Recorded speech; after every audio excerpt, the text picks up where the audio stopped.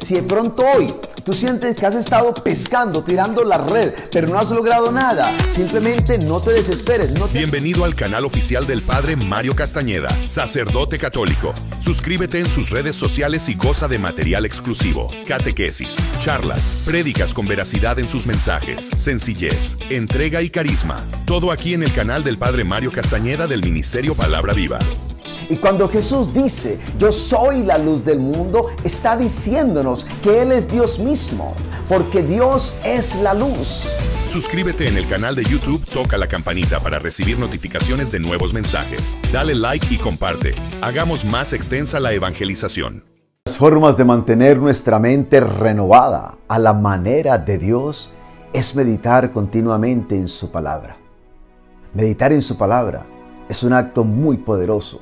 Y básicamente consiste en pensar profundamente en lo que Dios nos dice en la Escritura y de esta manera preparar nuestros corazones y nuestras mentes para alinearlos con Dios, con su voluntad, con su propósito, con sus planes. Meditemos en la palabra de Dios. Si en la oración podemos decir, hablamos con Dios, en la meditación de la palabra dejamos que Dios nos hable. Busca hoy meditar menos en tus problemas y más en la palabra de Dios y en cada una de sus promesas. Hoy el Evangelio está tomado de San Mateo, en el capítulo 1, versículo del 1 al 17. Escuchemos este Evangelio acerca de la genealogía de Jesús, los antepasados de Jesús. Dice la palabra de Dios: esta es una lista de los antepasados de Jesucristo, que fue descendiente de David y de Abraham. Abraham fue padre de Isaac, este lo fue de Jacob, y este de Judá y sus hermanos. Judá fue padre de Fares y de Zera, y su madre fue Tamar. Fares fue padre de Esrón, y este de Aram.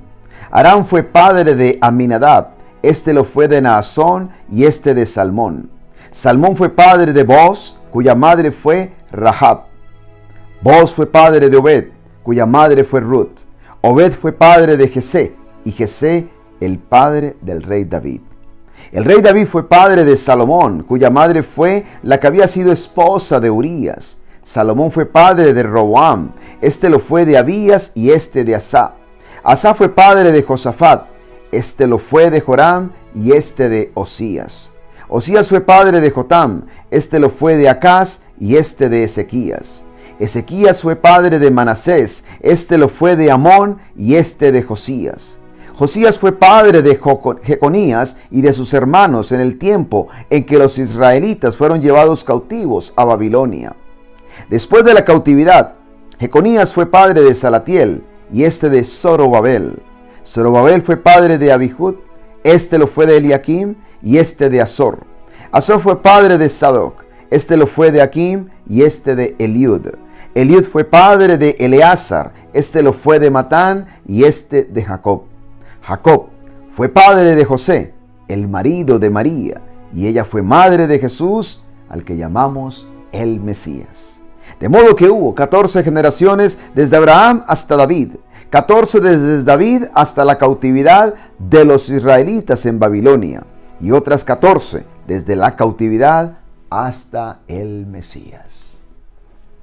No sé cuántos nombres lograste aprenderte en el día de hoy, pero esta genealogía de Jesús es algo muy significativo.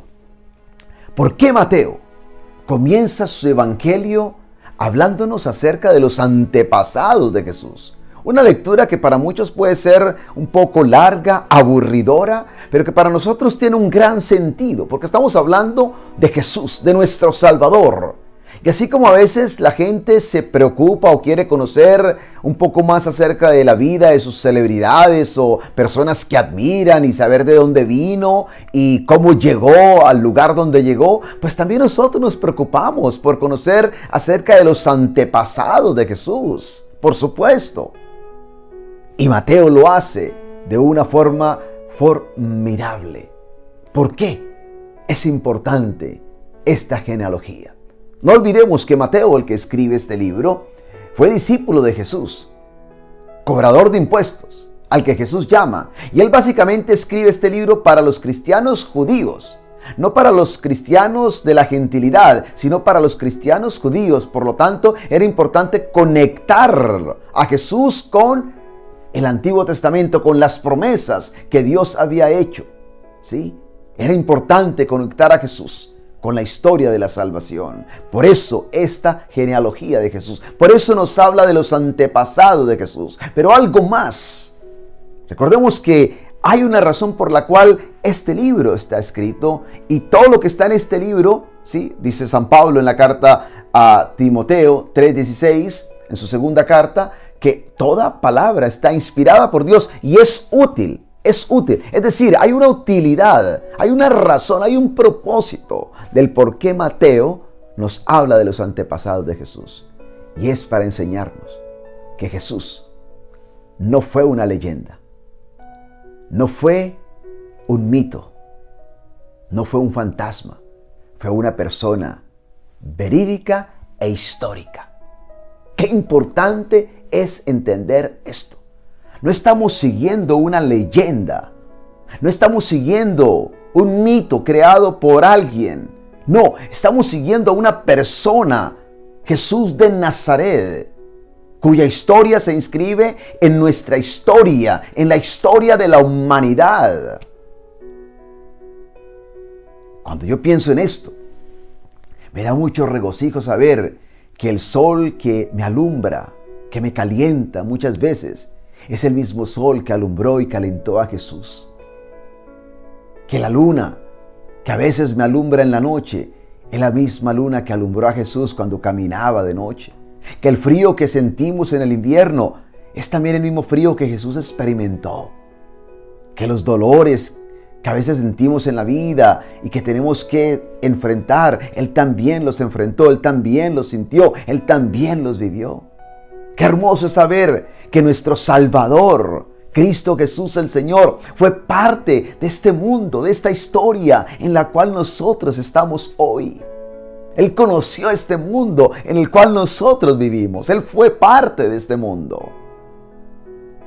La palabra se hizo carne y habitó entre nosotros. Y vivió entre nosotros como un ser humano. Su historia se inscribe en nuestra historia, en esta hermosa historia de salvación, iniciada por Dios y que se consuma por Él. Pero también esta genealogía de Jesús nos muestra algo muy interesante, y es como al principio dice: esta es una lista de los antepasados de Jesucristo, que fue descendiente de David y de Abraham. Dos personas muy importantes para el pueblo judío. No olvidemos, una vez más, este libro, Mateo, el libro de Mateo, el Evangelio de Mateo, fue escrito para los cristianos judíos. Y estos dos personajes, tanto David como Abraham, ciertamente eran muy importantes en la historia del pueblo de Israel. Abraham es el padre de la nación judía. Y David es el rey más importante de Israel. El más grande de los reyes para el pueblo de Israel, y de cuya descendencia Dios le prometió vendría el Mesías, el Hijo de Dios.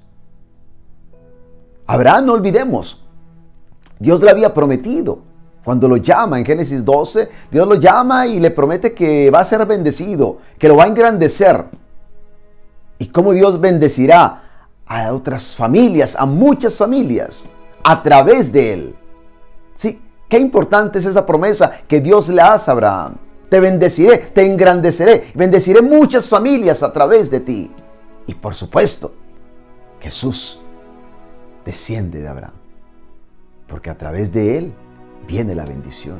Por eso cuando Pablo escribe en la carta a los Gálatas, en el capítulo 3, versículo 14, dice, miren la conexión tan importante: esto sucedió para que la bendición que Dios prometió a Abraham alcance también por medio de Cristo Jesús a los no judíos, y para que por medio de la fe recibamos todos el Espíritu que Dios ha prometido. Esto es hermoso. Cómo Dios le hace esa promesa a Abraham cuando lo llama, ¿sí? Es que estoy con ganas de leerles este texto que encontramos en Génesis, en el capítulo 12. Cuando Dios llama a Abraham y le dice: con tus descendientes voy a formar una gran nación, voy a bendecirte y hacerte grande, y serás una bendición para todos, ¿sí? Y dice luego: bendeciré a los que te bendigan y maldeciré a los que te maldigan. Por medio de ti bendeciré a todas las familias del mundo, a todas las familias del mundo. Y qué hermoso saber que Jesús, Mateo lo coloca allí, descendiente de Abraham, para que por medio de Jesús todas las familias del mundo sean bendecidas, como escuchamos hoy en Gálatas.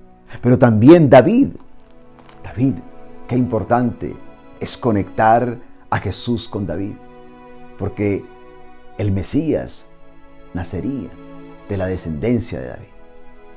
Es importante esto, ¿sí? Sería descendiente del linaje de David, es lo que nos dicen las Escrituras. Ya Dios se lo había prometido a David cuando Natán le habla. Y lo encontramos nosotros en 2 Samuel, en el capítulo 7. Si ustedes tienen tiempo después lo pueden mirar. Pero qué importante es esto. Ya Dios le había hecho una promesa, ¿sí?, a David. Y cuando Lucas escribe, por ejemplo, el Evangelio, nos va a decir algo muy interesante acerca de Jesús, descendiente de David. Dice, cuando el ángel se acerca a María, le dice: María, no tengas miedo, pues tú gozas del favor de Dios. Ahora vas a quedar encinta, tendrás un hijo y le pondrás por nombre Jesús. Y dice el versículo 32, será un gran hombre, al que llamarán Hijo del Dios Altísimo, y Dios el Señor lo hará rey, como a su antepasado David, para que reine por siempre sobre el pueblo de Jacob, y su reino no tendrá fin. Y ya Dios había hecho esa promesa a David en 2 Samuel capítulo 7. Esto es una hermosura. Esta conexión entre el Antiguo y el Nuevo Testamento, entre lo que Dios promete y lo que Dios hace.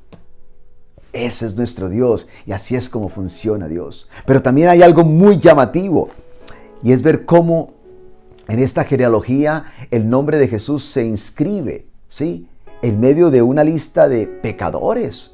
Porque aquí encontramos es pecado en esta lista de los antepasados de Jesús. Ni siquiera Abraham se salva. Y David, todos sabemos acerca de David. Abraham, no olvidemos que Abraham empezó mintiendo, y lo leemos en Génesis también en el capítulo 12, ¿no? Cuando le dice a su mujer Sarai que diga que ella es su hermana y no es su esposa ante el faraón en Egipto. Y sabemos lo que esto trajo como consecuencia. Mintió.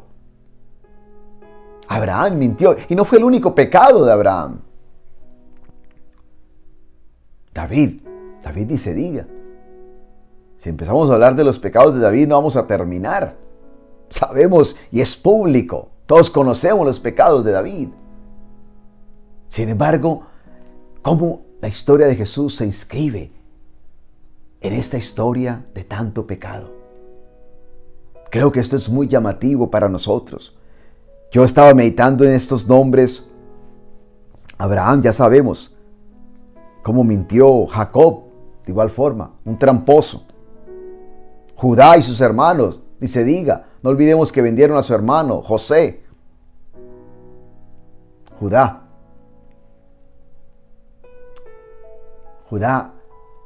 estuvo con Tamar. Era el suegro de Tamar. Y actuó como prostituta. Y tuvieron estos hijos, Fares y Zera. Ahí encontramos a una mujer pecadora, también como lo fue Tamar. Pero también encontramos a Rahab, que era prostituta de profesión. Encontramos a Ruth, que era moabita. Eran paganas. Aquí hay de todo en esta lista. Aquí hay de todo. Y Jesús está allí, en medio de esa lista de pecado. Porque Dios no se asusta ante el pecado. Dios lo involucra en su historia de salvación y Él trabaja con el pecado de nosotros. Nos saca de allí para hacernos más, para hacernos mejor, para alinearnos con su propósito. Esta es la grandeza de nuestro Dios. Él no se asusta ante el pecado. Él trabaja muchas veces con nuestro pecado para llevarnos a su propósito. Y es lo que hizo con todas estas personas. Aquí en esta lista no solamente hay judíos, hay paganos. Y se cumple con esto el gran propósito de Dios. Él vino para ser el Rey. Jesús el Mesías que estamos esperando. Él vino para ser el Rey de toda la humanidad. El Rey de todos. No solo de unos cuantos, no solo de una raza, no solo de una nación. Él vino para ser el Rey de todos. Él es el Mesías esperado para todos. Y trae salvación para todos. Por eso Pablo en la carta a los Romanos va a decir algo. Dice en el versículo 12, en el capítulo 10.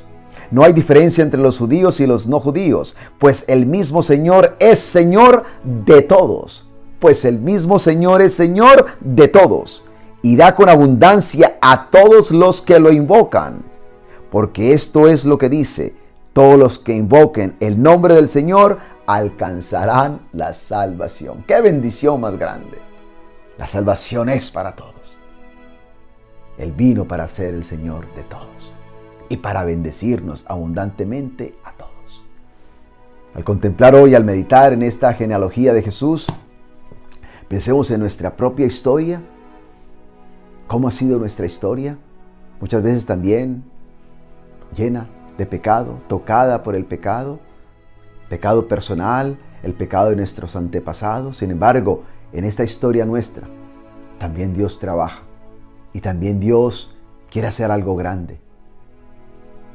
Dejemos que Dios toque nuestras familias, que Dios toque nuestros antepasados, que Dios toque nuestra genealogía, que Dios toque nuestros seres amados, nuestras familias, en las cuales muchas veces hay divisiones, hay odios, hay resentimiento, hay pecado, hay adicciones, tantas cosas.